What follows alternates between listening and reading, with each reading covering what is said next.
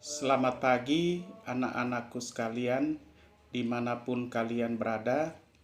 Selamat berjumpa kembali dalam proses pembelajaran dari IPA kita pada pagi hari ini. Pada pagi hari ini kita masuk kembali dalam proses pembelajaran. Semoga kalian semua di sana sudah siap-siap semua. Siapkan buku paketnya, padukan dengan apa yang saya jelaskan di video ini, baru kau stabilo atau garis bawahi. Anak-anakku sekalian, tadi kita sudah melakukan absen melalui WA. Dan sebelum kita melakukan proses pembelajaran ini, sebelum kita menjelaskan materi, terlebih dahulunya kita berdoa sebagai anak Tuhan. Mari kita berdoa dalam nama Bapa, Putra, dan Roh Kudus. Amin. Allah Bapa dalam surga, Bapa yang selalu kami puji, selalu kami sembah. Pada kesempatan ini Tuhan, kami datang ke hadirat-Mu untuk mensyukuri atas segala kebaikan-Mu. Bapa di dalam sorga, terima kasih atas berkat-Mu yang selalu Engkau curahkan kepada kami semua, sehingga sampai saat ini kami tetap dalam keadaan yang sehat. Pada saat ini Tuhan, mohon berkat-Mu di dalam proses pembelajaran daring kami. Semoga Engkau tetap mendampingi kami, tuntun kami, berkat kami, supaya kami boleh mengerti apa yang dijelaskan. Ampunkan atas segala dosa dan kesalahan kami ya Tuhan. Inilah doa dan permohonan kami yang kami bawa ke dalam nama Tuhan Yesus, kami mengucap syukur dan berdoa. Amin. Dalam nama Bapa, Putra, dan Roh Kudus. Amin. Oke anak-anakku, kita kembali ke materi kita. Buka buku paket kalian halaman 10. Masih KD 3.1 ya.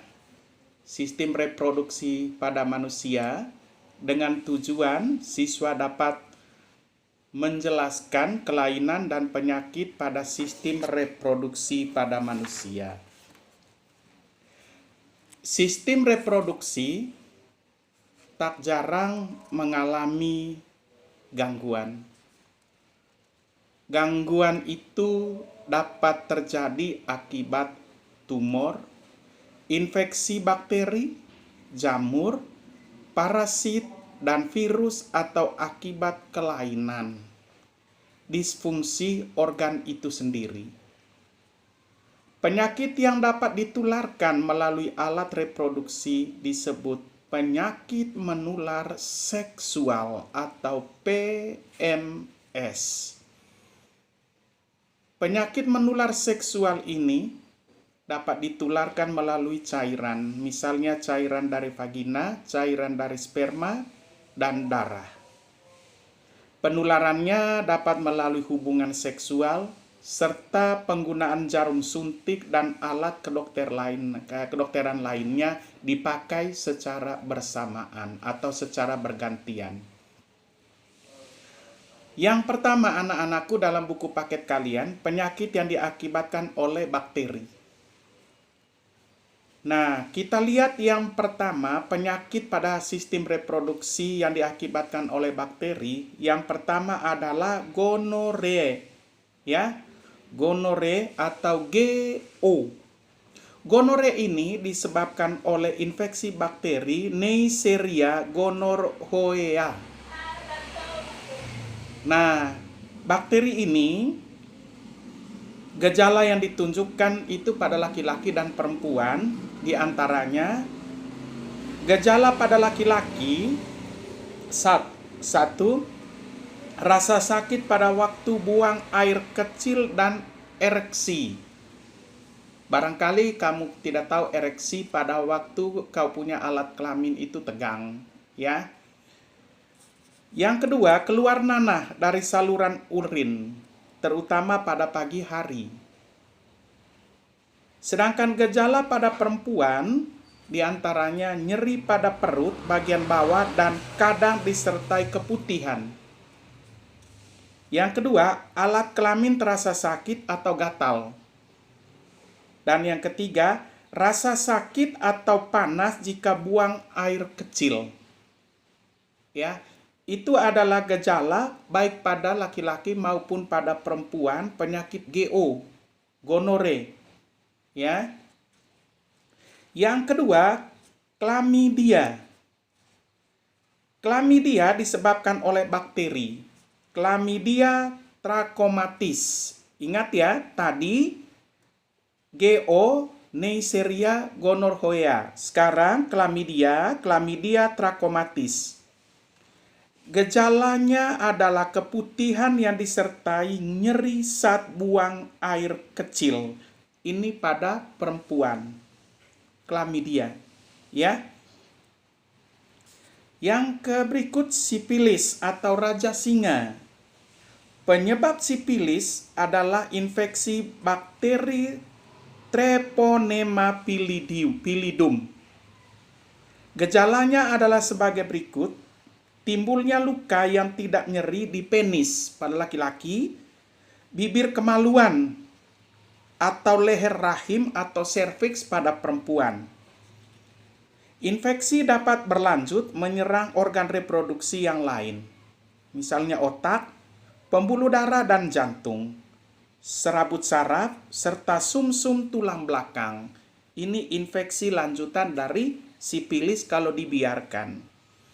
Maka dari itu anak-anakku, jagalah kesehatan reproduksi kalian. Jangan sampai ya dampaknya akan ada bakteri yang mengidap pada alat reproduksi. Ada 3 tadi, ya, beberapa sistem reproduksi atau alat reproduksi yang diakibatkan oleh bakteri, yaitu gonore, klamidia, sipilis atau raja singa. Gonore diakibatkan oleh bakteri Neisseria gonorrhoea, klamidia trachomatis, dan sipilis atau raja singa Treponema pallidum. Nah, yang kedua, anak-anakku, penyakit yang disebabkan oleh jamur. Ya, tadi bakteri, sekarang jamur. Contoh penyakit yang disebabkan oleh jamur adalah Candidiasis vagina. Itu pada perempuan yang disebabkan oleh jamur Candidia albicans. Dengan gejalanya adalah keputihan disertai rasa gatal, panas, dan kemerahan di alat kelamin dan sekitarnya. Ya, itu contoh penyakit akibat jamur. Ya, yaitu penyakit yang disebabkan oleh jamur Candidia albicans. Gejalanya tadi rasa gatal, panas, dan kemerahan di alat kelamin dan sekitarnya. Yang ketiga, penyakit yang disebabkan oleh parasit. Contoh penyakit yang disebabkan oleh parasit adalah trichomoniasis yang disebabkan oleh Trichomonas vaginalis atau protozoa. Ini pada perempuan, gejalanya adalah gatal pada kemaluan serta keputihan berwarna kehijauan dengan bau tidak sedap. Ya. Itu yang diakibatkan oleh parasit. Contoh tadi penyakit yang disebabkan oleh parasit tersebut adalah trichomoniasis. Trichomoniasis ini disebabkan oleh Trichomonas vaginalis atau protozoa. Tadi gejalanya itu gatal pada kemaluan serta keputihan berwarna kehijauan dengan bau yang tidak sedap. Yang keempat, penyakit yang disebabkan oleh virus. Tadi bakteri, jamur, parasit. Sekarang virus. Bakteri ini beberapa penyakit yang disebabkan oleh virus. Yang pertama adalah kutil kelamin. Nah, kelainan ini berupa tonjolan kulit berbentuk jengger ayam. ukurannya bervariasi dari sangat kecil sampai besar. Penyakit ini dapat mengakibatkan kanker leher rahim atau kanker kulit kelamin pada perempuan dan kanker penis pada laki-laki. Yang kedua, herpes. Penyakit ini disebabkan oleh virus herpes simplex. Gejalanya, yang pertama, pegal-pegal pada otot dan kadang-kadang disertai demam. 2. Pembengkakan kelenjar di lipatan paha. Yang ketiga, terasa gatal atau terbakar pada alat kelamin, diikuti timbulnya bintil-bintil berisi air di atas kulit kelamin. Hati-hati, ya, herpes. Yang berikut, AIDS. Acquired Immunodeficiency Syndrome adalah suatu penyakit yang disebabkan oleh virus HIV, ya, Human Immunodeficiency Virus. Virus ini menyerang sel darah putih, khususnya yang disebut sel T pembantu atau helper T cell, yang berfungsi dalam pengaturan sistem kekebalan tubuh. Dia menyerang pada sel darah putih atau sel T atau helper T cell. Nah, AIDS ini, ya, menyebabkan daya kekebalan tubuh seseorang menurun. Seseorang penderita AIDS akan menjadi sangat rentan terserang penyakit. Gejalanya diantaranya mudah lelah atau lelah berkepanjangan, sesak napas, dan batuk yang terus-menerus. Membesarnya kelenjar sekitar leher dan lipatan paha. Sering demam disertai keringat tanpa sebab di malam hari. Berat badan menurun drastis. Diare berkepanjangan, bercak-bercak merah kebiruan pada kulit. Ingat, penyakit ini susah untuk disembuhkan. Nah, berikut ini beberapa perilaku yang beresiko tinggi akan terinfeksi HIV. Di antaranya perilaku seks tidak sehat seperti homoseksual dan seks bebas. Yang kedua, pecandu narkoba dengan penggunaan alat suntik bergantian. HIV juga dapat ditularkan dari ibu penderita ke anaknya. Penularan ini dapat terjadi pada saat kehamilan, saat persalinan, atau melalui ASI yang diberikan. Gangguan sistem reproduksi akibat tumor. Ini yang kelima. Ya. Tumor adalah terbentuknya neoplasma yang disebabkan oleh pertumbuhan atau regenerasi sel tubuh yang tidak wajar. Tumor dibedakan menjadi dua, yaitu tumor jinak dan tumor ganas atau kanker. Contoh tumor jinak adalah tumor kistik atau kista dan tumor solid atau kutil genital. Kanker endometrium, kanker ovarium, kanker serviks, kanker prostat, dan kanker testis merupakan contoh tumor ganas. Anak-anakku, ya, hati-hati di dalam pergaulan, ya, pergaulan masa muda. Ingat baik-baik apa yang sudah dijelaskan. Kelainan dan penyakit pada sistem reproduksi ini sangatlah berbahaya dalam kehidupan kita. Untuk itu, maka di halaman 12, bagaimana pola hidup yang menunjang kesehatan reproduksi. Ya. Dilihat dari kelompok usianya. Saat ini penderita, ya, PMS penyakit menular seksual banyak terjadi pada remaja atau kelompok usia muda, 15-29 tahun. Fenomena ini akibat dari banyaknya remaja yang melakukan hubungan seks sebelum menikah dengan satu pasangan atau lebih. Kalian barangkali tahu apa akibatnya jika penyakit menular seksual tidak diobati. Jika PMS itu tidak diobati, maka akan menimbulkan resiko sebagai berikut. 1. Kerusakan alat reproduksi yang dapat mengakibatkan kemandulan.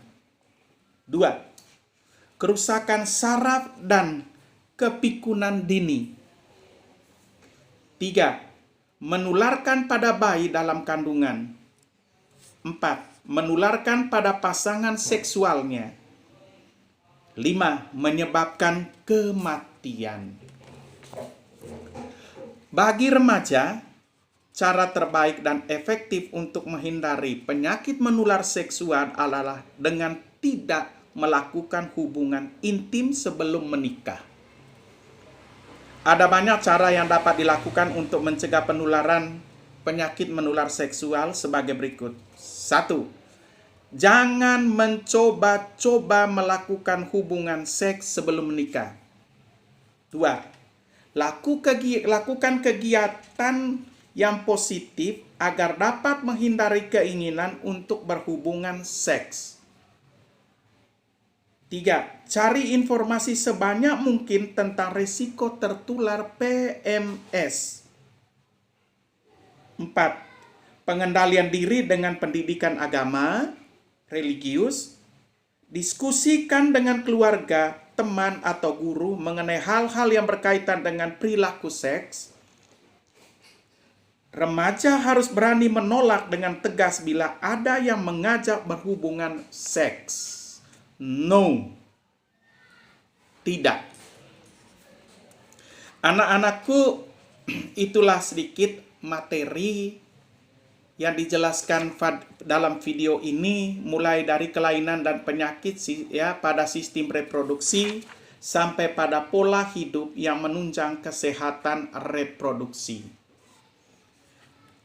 Anak-anakku, ada uji diri 1.3. Ya, 1.3. Silakan kalian kerja sekarang dan saya tunggu. Ya, hanya 5 nomor. Apa yang dimaksud dengan penyakit menular seksual atau PMS? Bagaimana cara penularan PMS? Tuliskan 3 macam penyakit pada sistem reproduksi menular beserta faktor penyebabnya. Apa yang kamu ketahui tentang AIDS dan penyebabnya? Upaya apa yang dapat dilakukan untuk mencegah terinfeksi penyakit menular seksual atau PMS. Silakan anak-anakku ya kerja 5 nomor. Saya kira sudah ada semua di materi ini ya. Pertanyaan uji diri 1.3 semua ada di buku ya. Ya, terima kasih banyak anak-anakku ya. Dan saya tunggu kira-kira sampai jam 5 sebentar. Ya, bisa terkumpul semuanya. Ya. Oke. Nah, sekarang kita lihat rangkuman.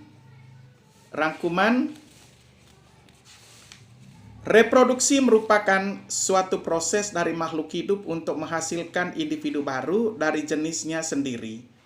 Hal ini juga berarti juga upaya untuk melestarikan jenisnya atau spesies. Reproduksi pada manusia dimulai dengan terbentuknya gamet, sperma dan sel telur dari kedua induknya. Gamet dihasilkan melalui pembelahan meiosis atau reduksi sel-sel induk kelamin. Sistem reproduksi laki-laki terdiri atas sepasang testis, sepasang epididymis, sepasang vas deferens, dan penis. Sistem reproduksi perempuan terdiri atas sepasang ovarium, sepasang oviduk, uterus, dan vagina. Fertilisasi pada manusia terjadi di oviduk sehingga disebut fertilisasi internal. Gangguan yang terjadi pada sistem reproduksi manusia diantaranya disebabkan oleh tumor, bakteri, jamur, parasit, virus, dan kelainan organ reproduksi itu sendiri. Itulah rangkuman dari materi bab ini, KD 3.1 tentang sistem reproduksi pada manusia. Untuk materi,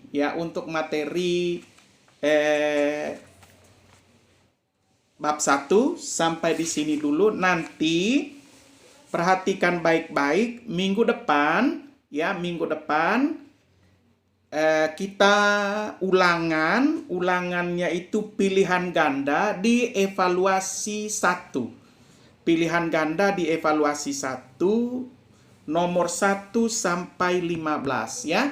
Kita ulangan minggu depan. Ya. Terima kasih anak-anakku. Ya, mudah-mudahan kau bisa belajar, dan kau belajar memang itu ya, pilihan ganda bisa ambil nilai ulangan 1 jam 15 nomor. Oke? Terima kasih, sampai di sini dulu perjumpaan kita hari ini. Semoga apa yang dijelaskan bisa dipahami dan bisa diterima. Sebagai penutup, kita tutup dengan doa. Dalam nama Bapa, Putra, dan Roh Kudus. Amin. Terima kasih Tuhan atas berkat-Mu di dalam proses pembelajaran daring kami pada hari ini. Semoga Engkau selalu menyertai kami dalam proses pembelajaran daring berikutnya. Inilah doa kami ya Tuhan yang kami bawa ke dalam nama Tuhan Yesus, kami mengucap syukur dan berdoa. Amin. Dalam nama Bapa, Putra, dan Roh Kudus. Amin. Oke anak-anakku, nanti minggu depan kita masuk pada KD berikutnya, reproduksi pada tumbuhan dan hewan. Ya, kita masuk pada KD berikutnya, reproduksi pada tumbuhan dan hewan bab 2. Oke, terima kasih. Sampai ketemu di pertemuan berikutnya. Dadah, salam sehat, salam untuk orang tua kalian semua.